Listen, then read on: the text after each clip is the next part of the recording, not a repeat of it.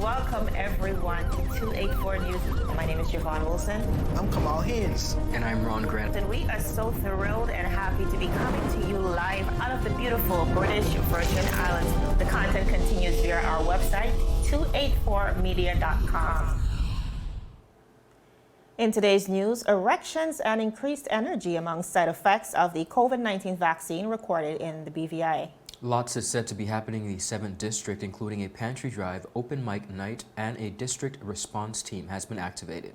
We also see fully vaccinated employees refusing to quarantine when exposed to COVID-19 in the workplace. There's a parade and bake-off to headline World Food Day, and the Premier of the Virgin Islands leads a team to the Seatrade Meeting in Miami. All this and so much more when we return after a word from our sponsors. You're watching 284 News. You value traditions. You value music. You value education. Family. I love you. Service. Thank you. You're welcome. Love. Life.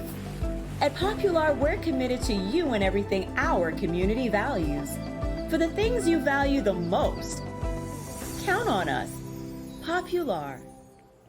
Welcome everybody. It's Tuesday, September 28th, 2021. A terrific Tuesday that is to each and every one of you. We're coming to you live and direct from the beautiful British Virgin Islands. I'm Ron Grant. And my name is Javon Wilson. Always a pleasure, of course, joining you on this 6 p.m. hour to bring you your daily dose of local, regional, as well as international content.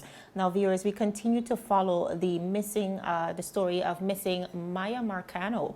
Of course, just today we're learning that more than 50 family members and friends continues to search for her in the woods behind the apartments on Sabal Lake, DR, which is the same apartment where the suspect who would have allegedly committed suicide, Mr. Armando Caballero, around that area where he disappeared. Now, viewers, for those of you who may not know, Mia Marcano is a native of the BVI. She went missing last Friday.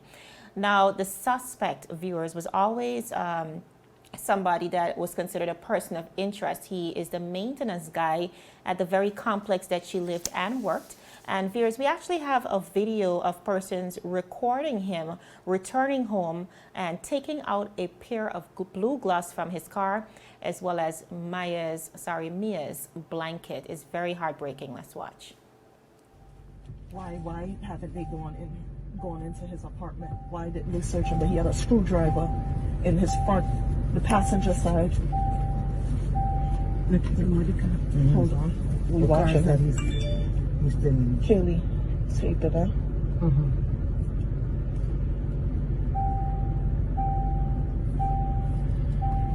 How the fuck did that happen? My stomach.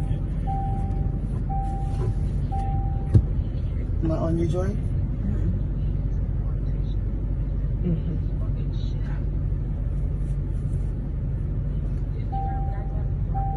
How the fuck did that happen? What is he doing? What is he taking out? He's taking off. He has gloves. He has gloves. He has gloves in his hands. He has gloves. Gloves and what else? The blanket. Oh my God, that is my blanket! Now, Ron, while daunting, I think collectively we are still very hopeful that Mia can return home safely. Absolutely, and our thoughts and prayers are not only with her and her family, but really the community, both in Florida as well as the BVI community, and I think our entire region as we continue to look and observe the happenings of this story. It continues to unravel, but it's a very daunting and heartbreaking story. So our prayers go out to each and everyone who's impacted by this story. Before we get into our newscast, of course, we're looking at headlines where the former financial secretary, Mr. Neil Smith, says we dropped the ball by not tendering the airport project, and he also said, I placed too much trust in my deputy, Mr. Wendell Gaskin. The Premier of the Virgin Islands is mystified at claims that ports being privatized with a merger. In addition to that, concern large number of persons in barracks-style accommodation is causing an increase of COVID-19 cases here in the BVI, and the Honorable Mark Vanterpool before the COI simply says, draw your own conclusions. I'm not going back and forth with you over the Pier Park project. Wow, interesting comments. So viewers, we're going to head straight into our newscast for today. Now, a common concern regarding the vaccines is the mild to severe effects associated with it. Now, believe it or not, viewers, persons have recorded strange symptoms like erections and increased energy. This is according to the national epidemiologist, Ms. Harmony Messiah, who made the revelation yesterday, September 27th, during a COVID-19 talk with the experts. So the public health unit does keep track of adverse vaccine reactions. We do have a portal that persons can actually go into and record their adverse reactions or side effects. But the officers actually do call the individuals who have had their vaccinations, regardless of whether or not it's AstraZeneca or Pfizer, and they are actually recording those side effects. So the most prevalent side effects that have been reported to date is actually fever, headache, muscle ache, chills, and now we're seeing pain and tenderness at the injection site. Right?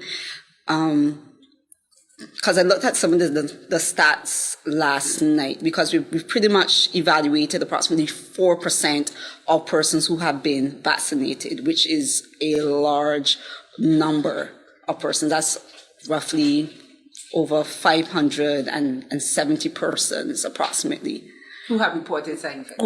Who have actually logged in and reported their side effects. So we have a fairly good idea of what is happening at the local level.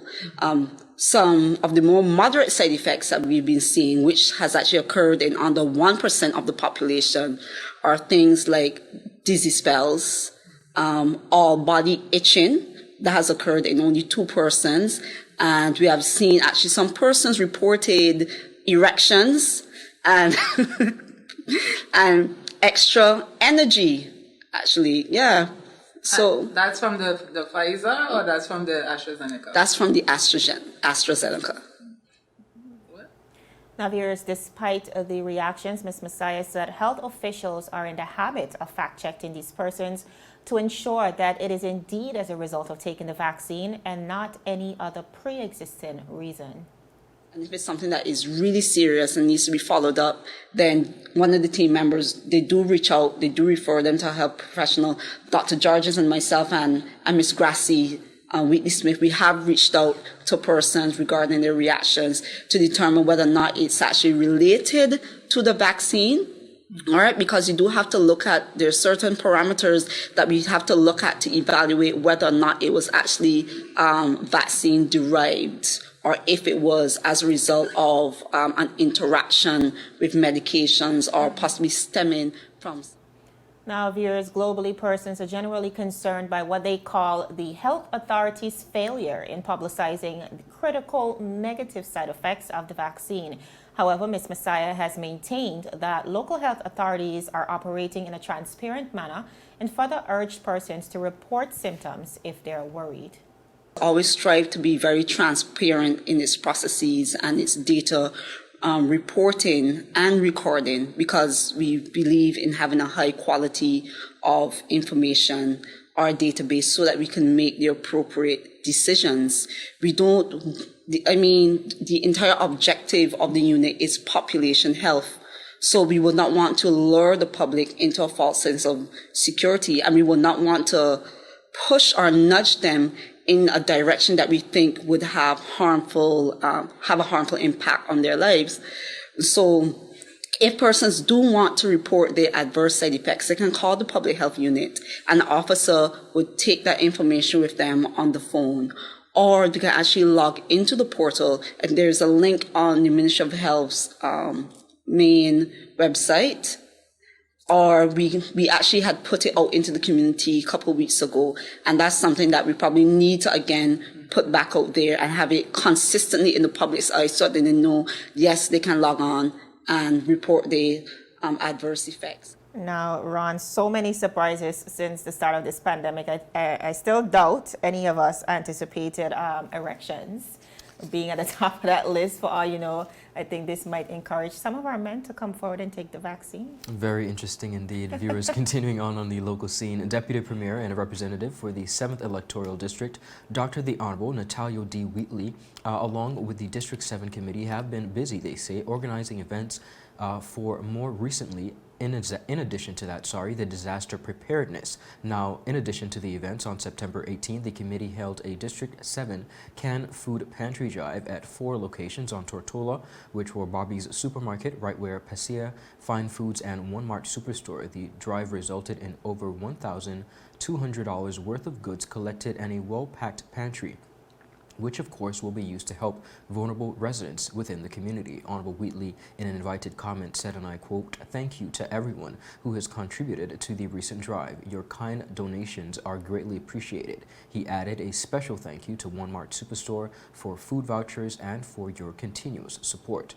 Now, the committee also collected donations on behalf of Donisha Letsam and have been presented to the 7th District resident to help defer costs on her ongoing medical treatment. In addition to that, the art of poetry and spoken word was showcased at the open mic night, which was recently held on September 18 at the Stickett in Long Look, a district landmark historically used for community gatherings and recreational activities.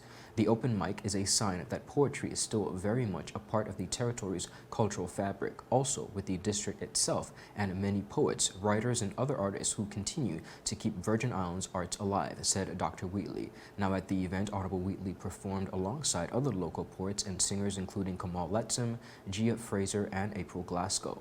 The District 7 response team met virtually on Sunday, September 26 to discuss hurricane preparations. To the end, Honorable Wheatley said, while Hurricane Sam has been forecasted to veer north of the territory, it is always good to prepare in the event we do have some damage or impact. Now, the response team will reach out to the community for the start of a buddy system, which would involve volunteers to check on elders and vulnerable residents in the event hurricane impact is occurred. Now, the team also spoke about engaging shelter managers to discuss updated rules for shelters in Districts 7 and 8, including the Church of God of Prophecy Hall, Upper Room Victory Church, Long Look Methodist Church, and the East End Methodist Church. Quite a lot happening, Jovan, within the 7th District. We are nearing the end of the hurricane season, believe it or not, but we see where the district representative, along with this committee, has still seen it fit to institute the hurricane preparedness team. And I do think, in all honesty, that is something that should be going ongoing throughout the year, not just upon the approach of hurricane season. I think it's important that, as it pertains to the awareness of hurricanes and its impact, persons have a continuous effort of being prepared. So we continue to wish the District 7 representative, along with his committee, the very best. Viewers, up next, fully vaccinated employees refusing to quarantine when exposed to COVID-19 in the workplace, and full parade and bake-off to headline World Food Day and yard tools again. We see this coming up in our headlines. We'll have so much more after a word from our sponsors. You're watching 284 News.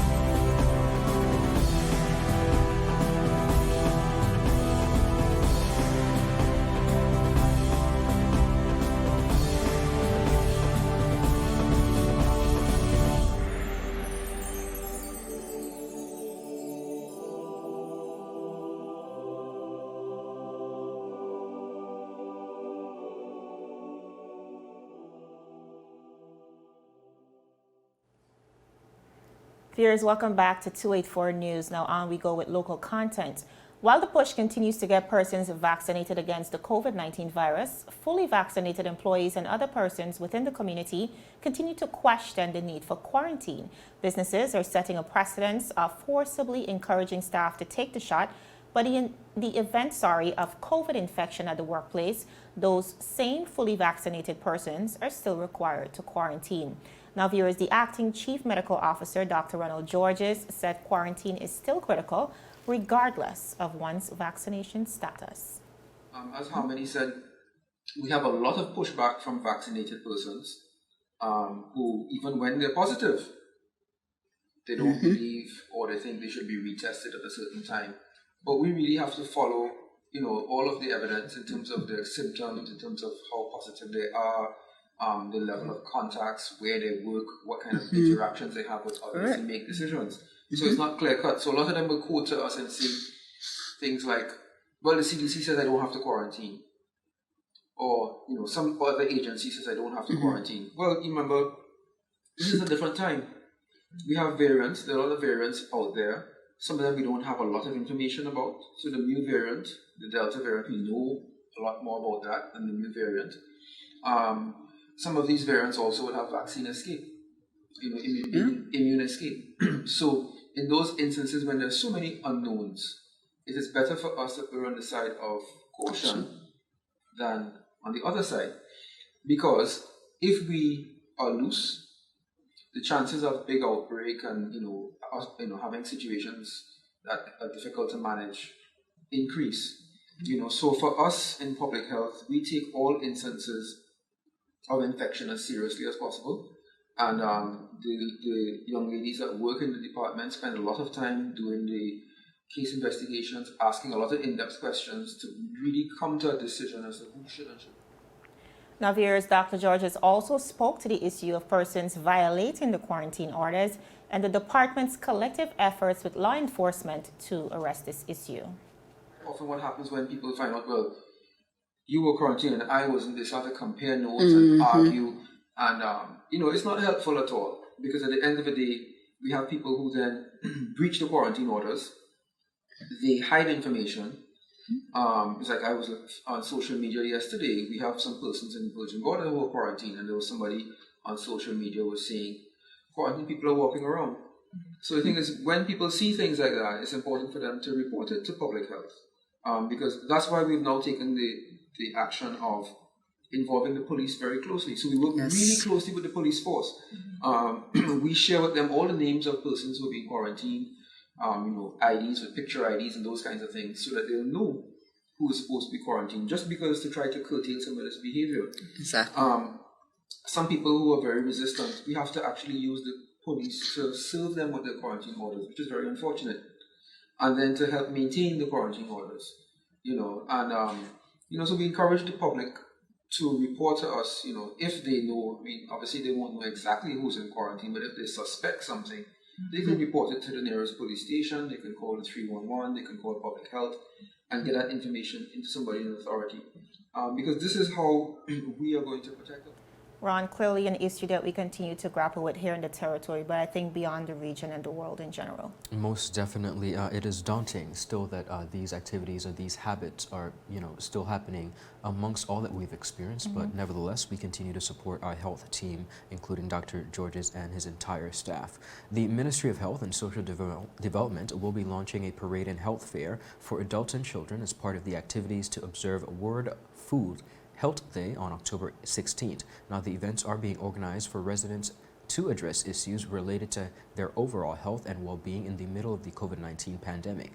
Of course, an emphasis is being placed on food appreciation, food security, and healthy diet, nutrition, and agriculture. The parade will commence World Food Day celebrations, and participants will have the option to wear any of the following: a full costume or outfit portraying healthy food, partial costume, in other words, a headpiece or headdress, uniquely designed t-shirt representative of any of the teams. Now, prizes will be awarded for the best costume, best handcrafted costume, largest costume or t-shirt, group, and much more. Interested persons can register, of course, with the Ministry of Health, and registration closes at midnight on October 10th.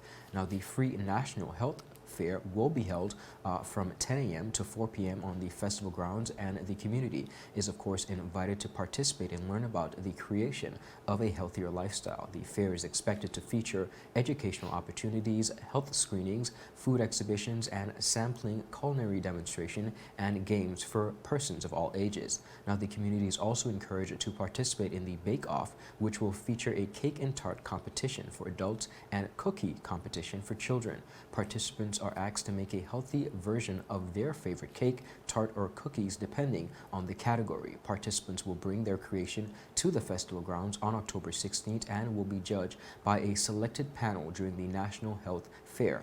Adults can also sign up, of course, with the Ministry of Health. Registration closes for adults at midnight on October 1st and midnight for children on October 8th. Now, the Ministry of Health's Public Health Unit is said to be excited for this initiative and is fully committed to achieving a fun yet safe event, and all for the community to enjoy. World Food Day will be observed under the theme, Our Actions Are Our Future. Better production, better nutrition, a better environment for a better life. What a wonderful way to celebrate World Food Day. And of course, Jovan, yourself and I are major foodies. We love to eat, as well as a lot of persons in the community. So we encourage you to support this initiative and be a part of a very fun event. Absolutely. Now, viewers, still ahead of the break, Premier Fahie and his delegation is off to represent the BVI at the Seatrade Meeting in Miami. And R. Kelly found guilty of 11 sex crimes and now faces life in prison. We have all the details for these stories and so much more when 284 News returns. The wait is over. CCT Fire is here. Experience ultra-fast downloads, seamless streaming, and even more reliable connectivity on an all-new fire-blazing super-fast CCT Fiber network. CCT Fire. Bring it home and upgrade today. Is business slow? Cash flow down? Hosting an upcoming event? We can help. Advertise with 284 Media and take your business or event to the next level by enhancing your present marketing and messaging strategies. Allow our team of experts to create a personalized ad that sets your business apart from all the rest. This could be your business or event. So, what are you waiting for? Contact our marketing team at 284media at cctbvi.com. Advertising with us works. Brilliant Hands and Minds Tutoring Services, one-on-one tutorials in math and English, intense homework assistance, academic enrichment, school projects, effective communication and public speaking development, sign language for adults and children on Saturdays only. Registered with the Virgin Islands High School Certificate Program, Brilliant Hands and Minds can help you too. Offering intense curriculum-based training to help you or your loved ones get their high school diploma. It's time to make your family's education a #1 priority. Hurry, space is limited. Brilliant Hands and Minds Learning Center. We are the trained education professionals.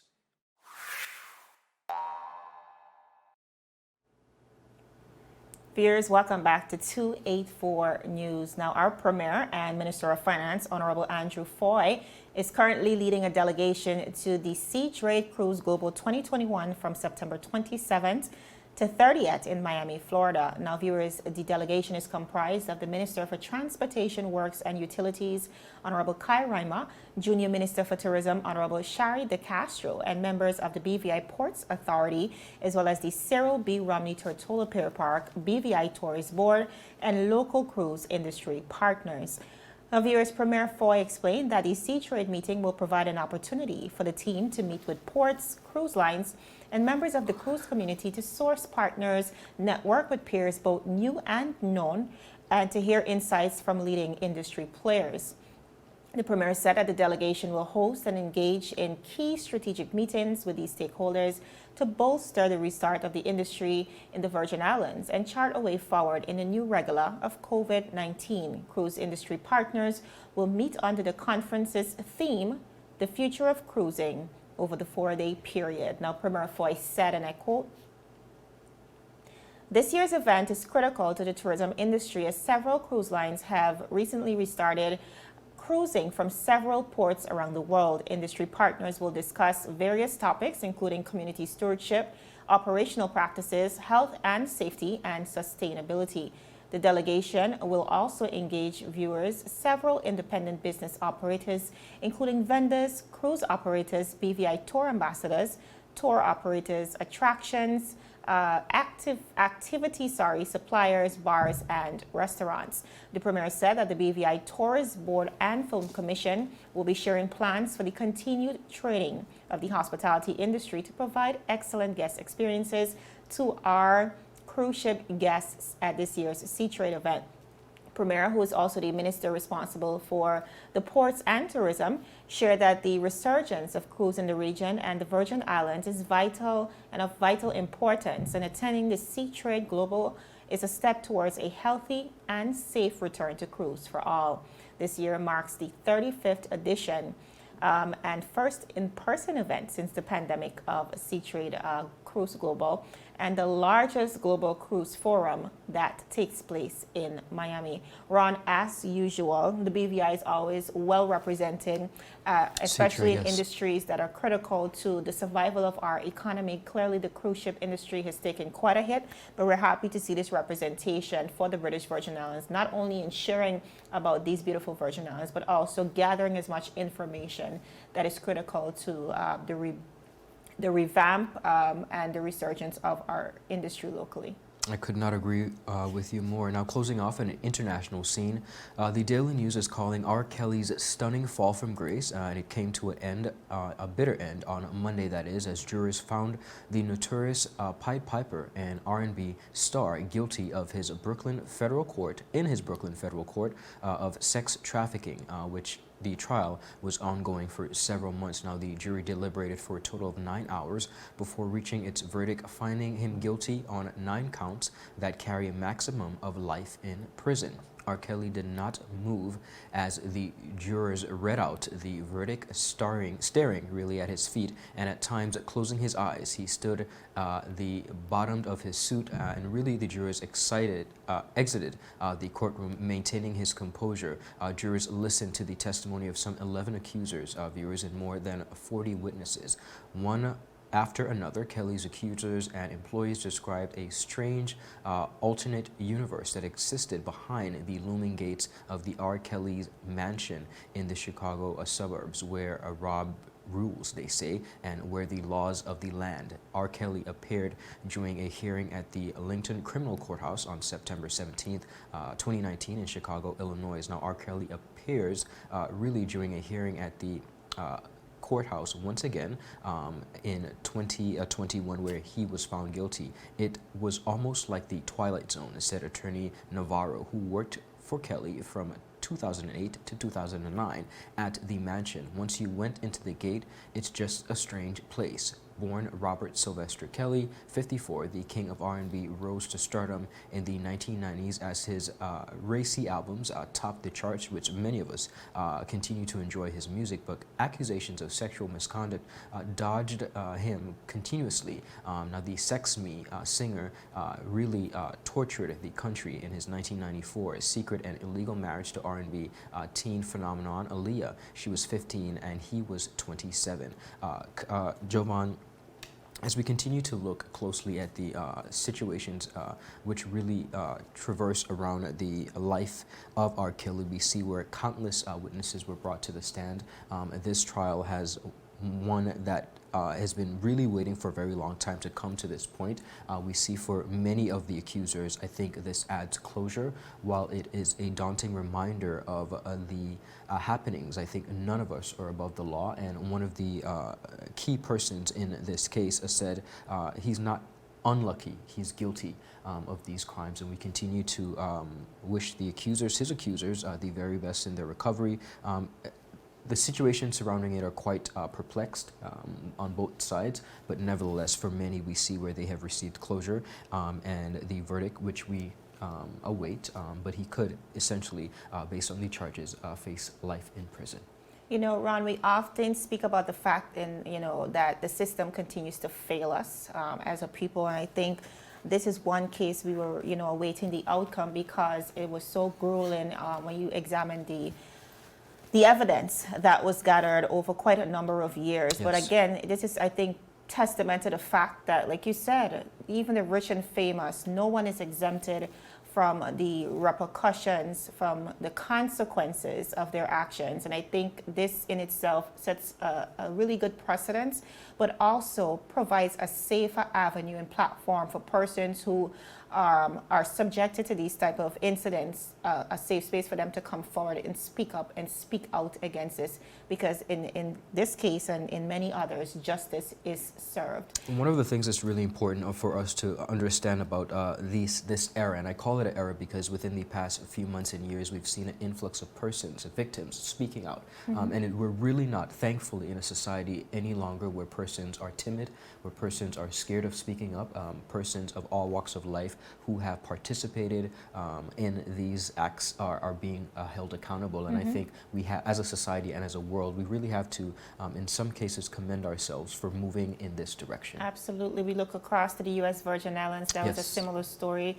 Harvey Weinstein, so many names. But even here locally, Ron, even one of our contestants for the Miss BVI pageant, Miss Jarena Pence, speaking about her experience and really giving voice and humanizing the experiences of so many persons, even here in the territory. So viewers, I think collectively, like Ron said, we are moving in a brighter direction. Viewers, that is all the time we have. My name is Javon Wilson. And I'm Ron Grant. We will see you tomorrow. Have a beautiful rest of the day. A happy Tuesday to each and every one of you. Bye-bye.